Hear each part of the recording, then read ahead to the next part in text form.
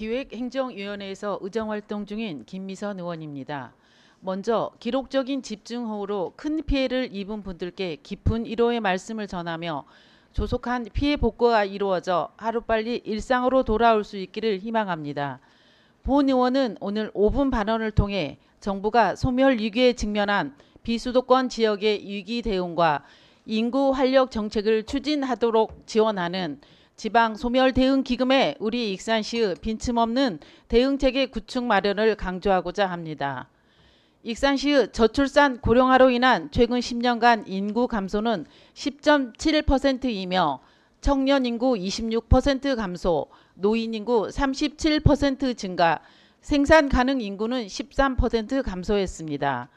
특히 청년 인구의 감소는 다른 지역 대학 진학, 익산시 대학 졸업 후 본가 복귀, 취업 등이 있으며 혼인 및 내 집 마련으로 인한 이사 또한 전출 이유로 꼽을 수 있습니다. 이에 행정안전부가 지난 2021년 이른바 인구 감소 지역을 지정하고 지원하기 위한 지방 소멸 대응 기금을 조성했습니다. 2022년 8월쯤 지원 대상 89개 시군구 지역을 확정하고 매년 1조 원씩 10년에 걸쳐 총 10조 원을 배분한다는 계획입니다. 이후 행안부는 인구 감소 지수가 높은 18개 지자체를 추가 발표한 가운데 익산시가 관심 지역으로 선정돼 기금 지원 대상을 포함됐습니다.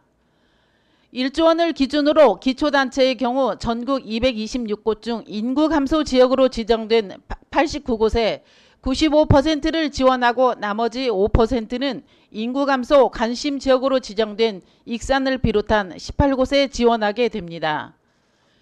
이에 익산시는 22년 청년 일자리에 11억 원, 안정적 주거를 위한 7억 원 등 18억 원과 23년 청년 일자리 9억 원, 주거 분야 5억 원, 고령층 재사유화 10억 원 등 24억 원, 총 42억 원을 지원받았습니다. 문제는 정부가 많은 지자체에서 나눠 갖는 방식이기 때문에 큰 성과를 거두기 어려울 것이라는 등 실효성에 대한 우려를 제기했습니다.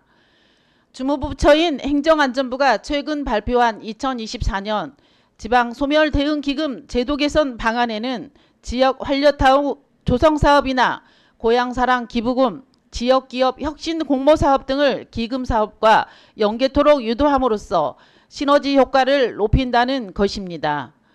또한 지난 5월 국회에서 열린 고향사랑 기부제 발전 방안 토론회에서 고향사랑 기부제와 지방소멸 대응 기금을 연계해 관계인구 창출에 활용하자는 목소리가 힘을 얻고 있습니다. 그럼에도 익산시는 지난 2년간 추진했던 사업과 별반 다르지 않은 내용을 23년도 투자계획서에 담아 제출했습니다. 이같이 지역경제와 직결된 정부 정책에 발빠른 대처를 하지 못한다면 늑장 대응과 행정 공백이 원인이라는 지적이 제기될 수밖에 없습니다. 때문에 그동안의 인구 감소 대응책의 문제점을 반성하고 본래의 목적을 달성하기 위해서는 첫째, 기존의 지역발전 수건사업이 아닌 지역 특성에 맞는 새로운 인구 증가 시책 중심으로 개선돼야 하며 둘째, 단체장의 공약사업을 집행하는 수단으로 사용되지 않도록 점검하는 시스템이 보완돼야 합니다. 셋째, 밑빠진 독에 물 붓기식이 아니라 정책 간 미스매치가 발생하지 않도록 일괄성 있는 정책 추진이 필요하며 넷째, 단발성, 일회성 사업이 아닌 10년간의 장기적인 관점에서 효과를 발휘할 수 있는 사업 중심으로 접근해야 합니다. 지방소멸 대응 기금 추진 사업은 중앙부처 차원에서 결정된 하향식 지원이 아닌 지역이 스스로 수립하는 전략과 투자 계획하에 주도적으로 추진하는 상향식 지원 정책이 중요한 부분입니다.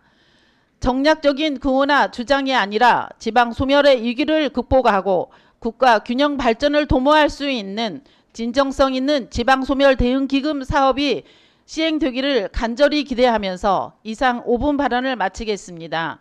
경청해 주셔서 감사합니다.